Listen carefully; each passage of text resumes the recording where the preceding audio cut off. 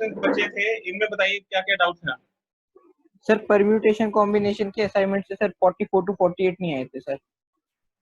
44 to 48। Yes और sir. 44 से पहले और किसी को कोई डाउट है?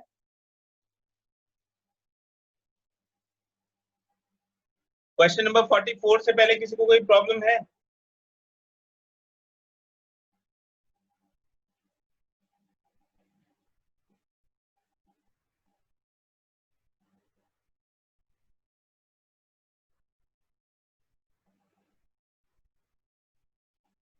क्वेश्चन नंबर 44 देखिए।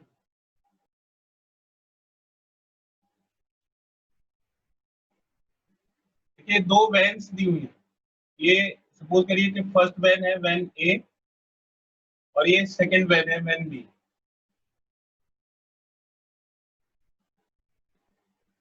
ये इसका आगे का कंपार्टमेंट है, ये पीछे का कंपार्टमेंट। 3 इन द फ्रंट, तो ये फ्रंट है और ये रियर पीछे वाला। तो फ्रंट कंपार्टमेंट में 3 सीट है, मतलब 3 लोग बैठ सकते हैं।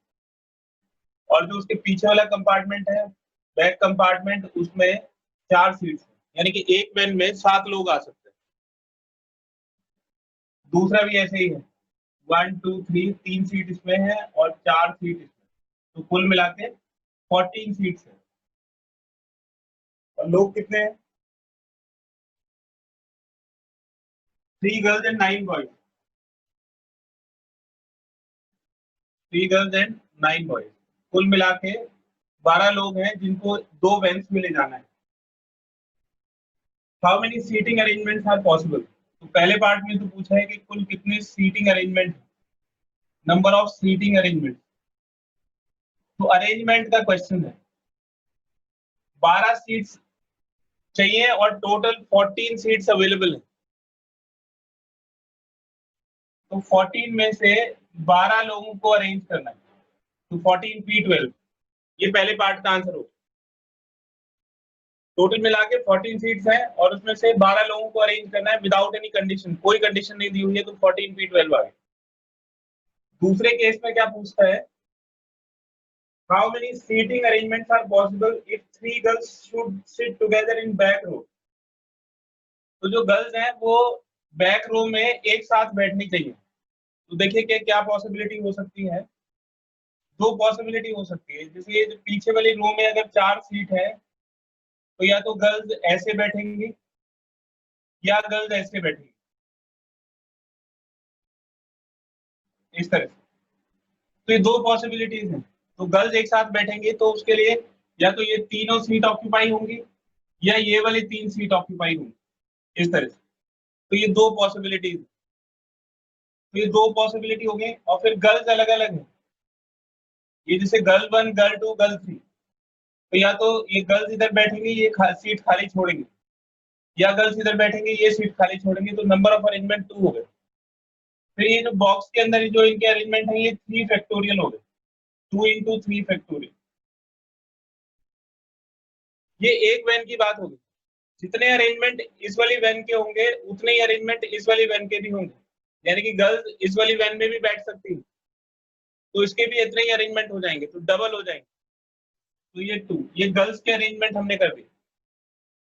फिर से समझ लीजिए कि ये गर्ल्स जो है वो 2 तरह से बैठ सकती हैं पीछे वाली 4 सीट पे, या तो इन 3 सीट को ऑक्यूपाई करेंगी या इन 3 सीट को ऑक्यूपाई करेंगी, तो दीज आर 2 ऑप्शंस।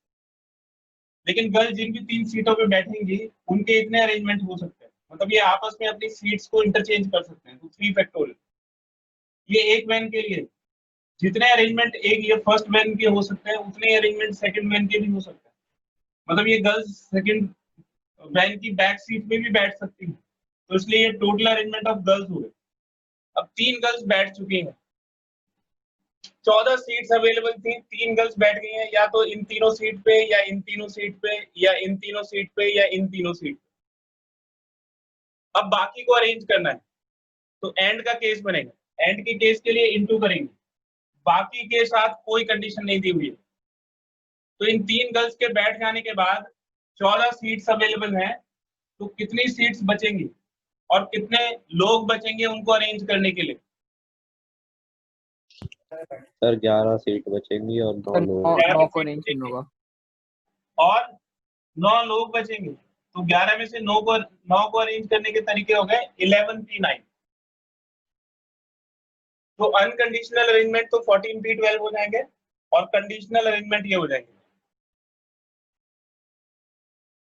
क्लियर है सभी को? कोई डाउट है तो मैं एक और बार एक्सप्लेन कर दूंगा, थोड़ा मुश्किल क्वेश्चन है।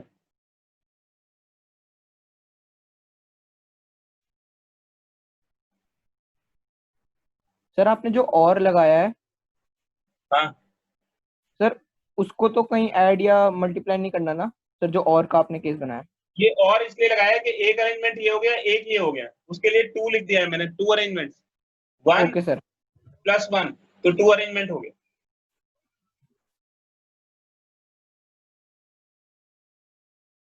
तो ये जो 2 है ये कैसे आया वो समझाया कि मतलब ऐसे हो सकता है या ऐसे हो सकता है, इसलिए ये 2 आया है। फिर ये जो गर्ल्स हैं ये तीनों एक साथ हैं, इनके म्यूचुअल अरेंजमेंट 3 फैक्टोरियल, तो ये एक वैन के अंदर अरेंजमेंट हो गया। और क्योंकि 2 वैन्स हैं तो दूसरी वैन में भी इसी तरह से अरेंजमेंट हो सकता है, यानी कि ये जितने अरेंजमेंट फर्स्ट वैन में होंगे उतने ही सेकंड वैन में, या तो इसको खुद के साथ प्लस कर दो या 2 से इनटू कर दो। ये गर्ल्स के टोटल अरेंजमेंट हो गए। अब बाकी जो लोग बने उसमें तो कोई कंडीशन नहीं है, तो सीधा परम्यूटेशन का फॉर्मूला लग जाएगा। तो बाकी 11 लोग बचेंगे और 9 लोगों को अरेंज करना है, तो 11p9 आ जाए।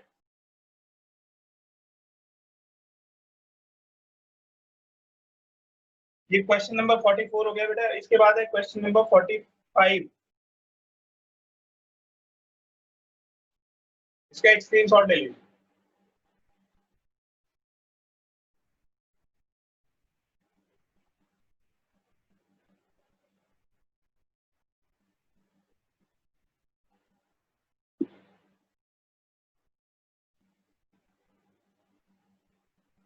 फ्रॉम 6 डिफरेंट नॉवेल्स, तो देखिए 6 डिफरेंट नॉवेल्स हैं, N1 N2 से लेके N6 तक।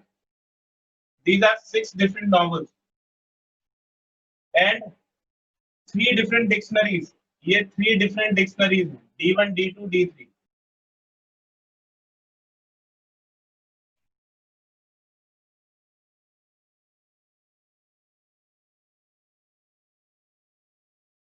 For novels and a dictionary is to be selected. 4 novels और एक डिक्शनरी को सिलेक्ट किया जाता है, अरेंज नहीं, सिलेक्ट उसने बोला है। तो 6 नॉवेल्स में से 4 नॉवेल्स को सिलेक्ट करने के तरीके 6C4, और 3 डिक्शनरी में से एक डिक्शनरी को सिलेक्ट करने के तरीके हो गए 3C1। तो नंबर ऑफ सिलेक्शंस कितने हो जाएंगे? Number of selections is equal to, and के लिए इनटू कर देंगे तो 6C4 इंटू 3C1, ये नंबर ऑफ सिलेक्शंस हो गए। जब ये सिलेक्शंस हो जाएंगे तो आपके पास 4 डिफरेंट नॉवेल्स आ जाएंगे और एक डिक्शनरी आ जाएगी, ये सब अलग अलग है। 4 डिफरेंट नॉवेल्स एंड 1 डिक्शनरी, तो अब आपके पास टोटल 5 एलिमेंट्स हो गए, यानी कि 5 ऑब्जेक्ट्स हो गए। एंड अरेंज्ड इन अ रो, जब आपने ये सिलेक्ट कर दिया तो इनको एक रो में अरेंज करना है on the self, so that the dictionary is always in the middle. तो ये 5 हैं। Number of arrangement of each selection, number of arrangement of each selection, मतलब जितने ये टोटल सिलेक्शन हुए हैं उसमें से हर एक सिलेक्शन को आप कितनी तरह से अरेंज कर सकते हो। तो इसमें कंडीशन दी हुई है कि जो डिक्शनरी है वो मिडिल में होनी चाहिए, मतलब ये जो प्लेस है इस पे सिर्फ डिक्शनरी आएगी, तो इसके लिए सिर्फ एक ऑप्शन है। ठीक है, तो इसके अरेंजमेंट हो जाएंगे। ये डिक्शनरी तो फिक्स हो गई, 4 नॉवेल्स हैं, 4 प्लेसेस हैं, तो इसके अरेंजमेंट हो जाएंगे 1 इंटू 4 फैक्टोरियल। देखिए डिक्शनरी को मिडिल में ही आना है, तो इसके लिए ऑप्शन नहीं है, सिर्फ एक ही ऑप्शन है, तो 1 आ गया। और बाकी जो 4 प्लेसेस हैं उस पे 4 नॉवेल्स हैं, तो उनको आप अरेंज कर सकते हो। तो 4 डिफरेंट ऑब्जेक्ट्स को 4 प्लेसेस पे अरेंजमेंट हो गए 4 फैक्टोरियल। तो therefore total arrangements is equal to, total arrangements is equal to number of selections into arrangement of each selection।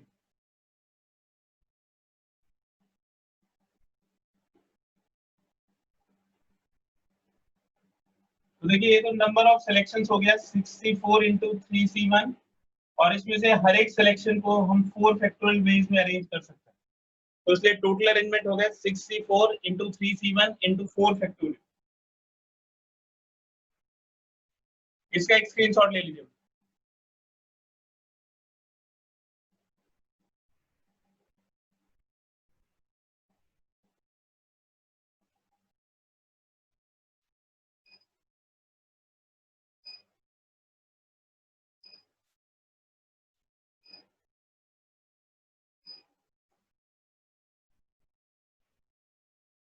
इसके बाद क्वेश्चन नंबर 46 देखिए।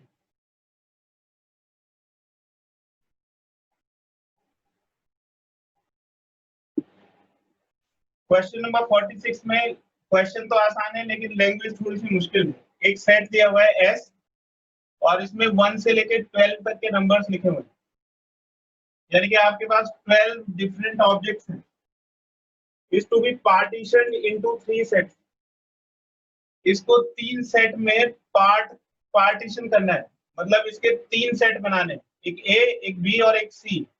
और वो ऐसे होने चाहिए कि उन तीनों को यूनियन करने पे ये पूरा सेट बन जाए, एस बन जाए। मतलब इसमें से कोई भी एलिमेंट बचेगा नहीं इन तीनों को यूनियन करने पे। तो 3 पार्ट करना है। इक्वल साइज के अगर पार्ट्स होंगे तो इसका मतलब है कि ए, बी और सी में इक्वल नंबर ऑफ एलिमेंट्स आएंगे। यानी कि टोटल अगर 12 एलिमेंट्स हैं तो हर एक सेट के अंदर 4 एलिमेंट्स आएंगे। एक और कंडीशन दी हुई है कि A intersection B is equal to B intersection C is equal to C intersection A is equal to 5। इसका मतलब हुआ कि ए और बी में कोई एलिमेंट कॉमन नहीं है। इंटरसेक्शन का मतलब होता है कॉमन, और वो नल सेट है। इसका मतलब ए और बी दोनों डिसजॉइंट सेट्स हैं। डिसजॉइंट सेट्स का मतलब हो गया कि उनके अंदर कोई भी एलिमेंट कॉमन नहीं है। बी और सी के अंदर भी कोई भी एलिमेंट कॉमन नहीं है, और सी और ए के अंदर भी कोई भी एलिमेंट कॉमन नहीं है। यानी कि ए, बी, सी में एलिमेंट्स कॉमन नहीं होंगे। तो 4 डिफरेंट एलिमेंट्स ए के अंदर होंगे, उनमें से कोई भी एलिमेंट बी के अंदर नहीं होगा। बी के अंदर भी 4 एलिमेंट होंगे। ए और बी का कोई भी एलिमेंट सी के अंदर नहीं हो सकता, मतलब एलिमेंट्स रिपीट नहीं होंगे। तो हर एक में 4-4 एलिमेंट होंगे। तो अब ये पूछ रहा है कि ऐसा कितनी तरह से कर सकता है। Number of ways to partition S, number of ways to partition S, मतलब एस के पार्टीशन कितनी तरह से करे जा सकता है इन ए, बी एंड सी। तो सबसे पहले आपको ए बनाना पड़ेगा। अब जरा बोलिएगा बेटा जिसको समझ में आए, ए बनाने के लिए आपको इसमें से कितने एलिमेंट्स को सेलेक्ट करना पड़ेगा? सर 24। 4। तो 12 एलिमेंट्स आपके पास है और आपको इसमें से 4 एलिमेंट सेलेक्ट करने, तो 12c4। जब ये ए सेट बन जाएगा तो आपके पास इस सेट के अंदर कितने एलिमेंट्स और बचेंगे? सर 8। फिर उस 8 एलिमेंट्स में से आपको बी सेट बनाना है। तो बी सेट के लिए कितने एलिमेंट्स और सेलेक्ट करने पड़ेंगे? सर 4। Sir 8c4। वो जो 8 एलिमेंट बचे उनमें से कोई से भी 4 एलिमेंट आप सेलेक्ट कर सकते हो। 4 एलिमेंट ए में चले गए, 4 एलिमेंट बी में चले गए, तो अब आपके पास 4 एलिमेंट बचे। तो अब आपके पास कोई चॉइस नहीं है, वो सारे के सारे सी में जाएंगे। 4c4। तो these are number of ways to partition S, यानी कि एस को 3 पार्ट में इस तरह से डिवाइड किया जा सकता है, ए बी सी। तो 12c4 into 8c4 into 4c4, ये इसका आंसर हो गया। सर अगर इस क्वेश्चन में सर अगर कंडीशन डाल देंगे कि ए सेट में इवन नंबर्स होने चाहिए, तो सर वैसे क्वेश्चन आ सकते हैं? हाँ, आ सकता है। जैसी कंडीशन होगी उसी के हिसाब से आप आंसर कर दोगे कि भाई ए सेट में इवन आएंगे तो आपके पास 6 इवन है, तो 6c4 हो जाएगा, है ना? यस तो सर। अगर ए सेट में आपको इवन नंबर डालने हैं तो बस इवन में से सेलेक्ट करोगे तो ये 6c4 हो जाएगा। फिर दूसरे में ऑड डालने हैं तो ऑड भी 6 है, तो ये 6c4 हो जाएगा। फिर जो बाकी सारे बचेंगे वो तीसरे में आएंगे तो वो 4c4 रहेगा। Okay sir. तो जैसी कंडीशन होगी हम उसी के हिसाब से चलेंगे। क्वेश्चन नंबर 47 देखें। क्वेश्चन नंबर 47 दिया हुआ है, इसको इवेल्युएट करना है। 50C4 plus summation R is equal to 1 to 6 और फिर ये 56 माइनस R C3 समेशन आप समझते हो, ये जो R वेरिएबल है इसकी वैल्यू 1 से लेके 6 तक जाएगी और ये एक जनरल टर्म दिया हुआ है, तो जैसे ही आप R को इसमें पुट करोगे आपको एक टर्म मिल जाएगा। तो ऐसे इसमें कुल मिला के 6 टर्म बनेंगे 1 से लेके 6 तक पुट करने से, और समेशन कहता है कि उन सबको ऐड कर दीजिए। तो ये रिजल्ट आएगा 50C4 प्लस, पहले 1 पुट करिए तो 56 माइनस 1 कितना हो गया 55C3 प्लस फिर 2 पुट करिए तो 54C3 53C3 52C3 51C3 और जब 6 पुट करोगे तो 50C3, ये रिजल्ट आ जाएगा। मैं क्या कर रहा हूँ, ये जो 50C4 है इसको उठा के लास्ट में लिख दे रहा हूँ इधर प्लस 50C4। अब आप मुझे ये बताइए कि मैंने ये इधर से हटा के उधर क्यों लिख दिया 50C4? मुझे ऐसा क्या बेनिफिट लगा कि मैंने यहां से हटा के इसको इधर लिख दिया 50C4 को?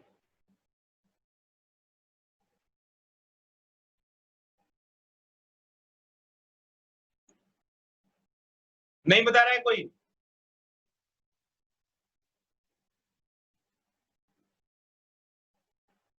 ये दोनों ऊपर वाले नंबर सेम हो गए, ये जो ऊपर वाले नंबर सेम है और इनमें एक का गैप है, तो इसमें हम थ्योरम लगा सकते हैं। कौन सी थ्योरम है? NCR plus NCR plus 1। तो ऊपर वाला नंबर एक इंक्रीज हो जाता है n+1 और नीचे वो आता है जो दोनों में बड़ा होता है। ठीक है, ये थ्योरम आपको लिखवाई थी कॉम्बिनेशन की। आप बताइए कि इन दोनों को ऐड करोगे तो क्या रिजल्ट आएगा?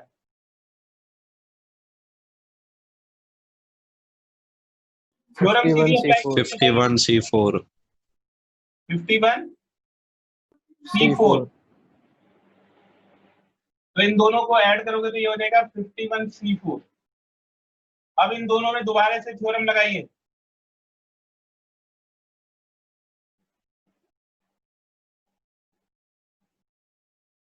तो ये हो जाएगा 52C4। फिर इन दोनों में थ्योरम लगाइए।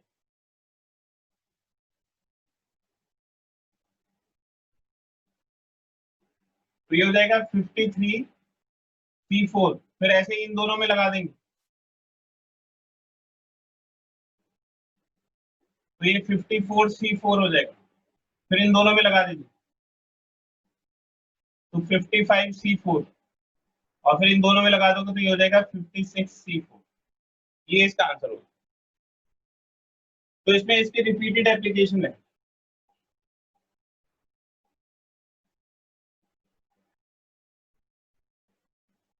इसका एक स्क्रीनशॉट ले लीजिए।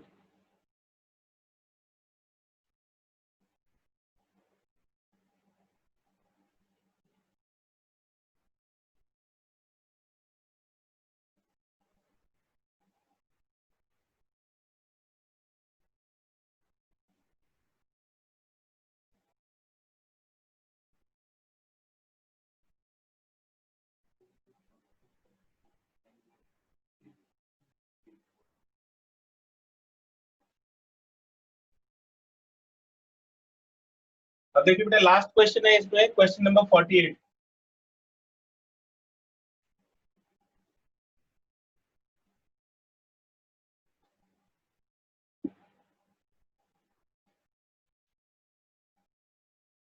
There are two parallel lines. ऐसे दो पैरेलल लाइंस दी हुई, ये L1 एक लाइन है और ये L2 एक लाइन।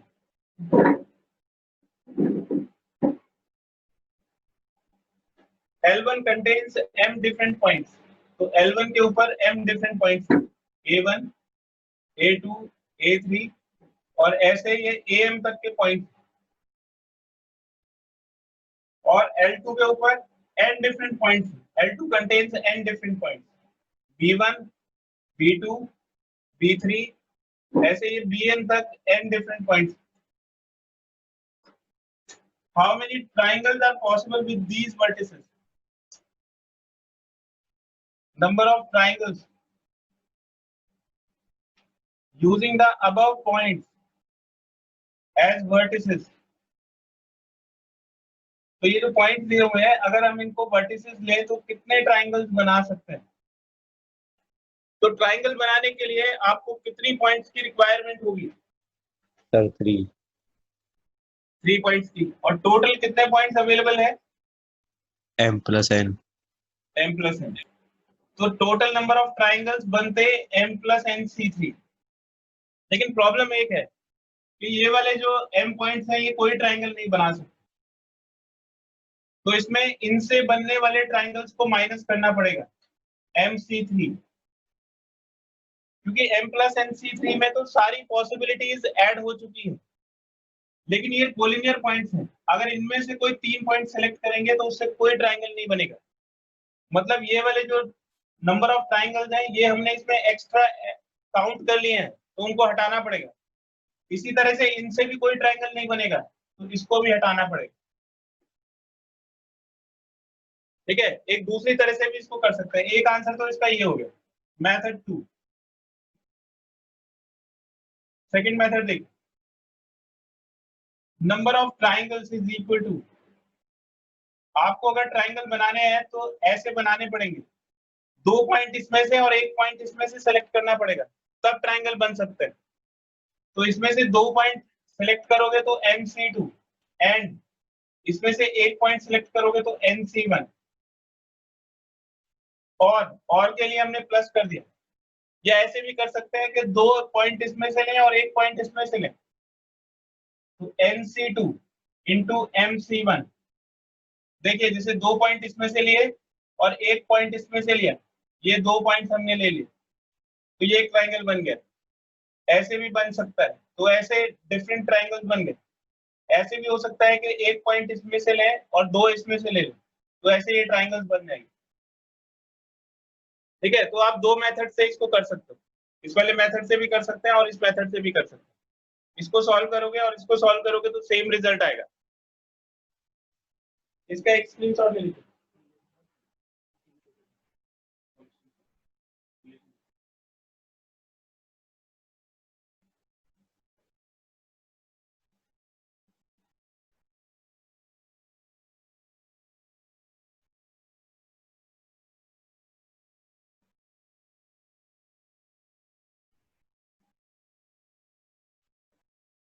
और बताइए बेटा, और किसी को कोई डाउट है तो?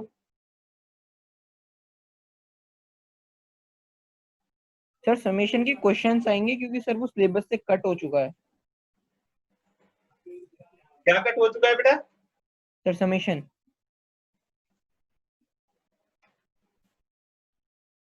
किस में कट हो चुका है? सर सीरीज एंड सीक्वेंसेस से उसकी पूरी 9.4 ही कट कर दी है सीबीएसई ने। हाँ, तो उसमें नहीं आएगा, लेकिन ये परम्यूटेशन कॉम्बिनेशन में आ सकता है समेशन, क्योंकि समेशन को तो आप 10th से जानते हो। Okay sir. ठीक है, तो इसमें ऐसा नहीं है कि आपने समेशन वो पहली बार पढ़ा है एक्सरसाइज 9.4 में।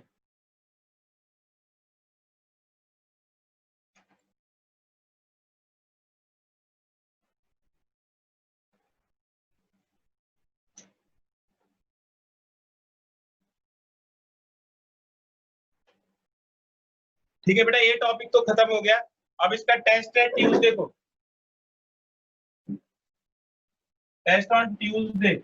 ट्यूसडे को क्लास नहीं होगी, टेस्ट होगा क्लास की टाइमिंग पे, परम्यूटेशंस एंड कॉम्बिनेशंस।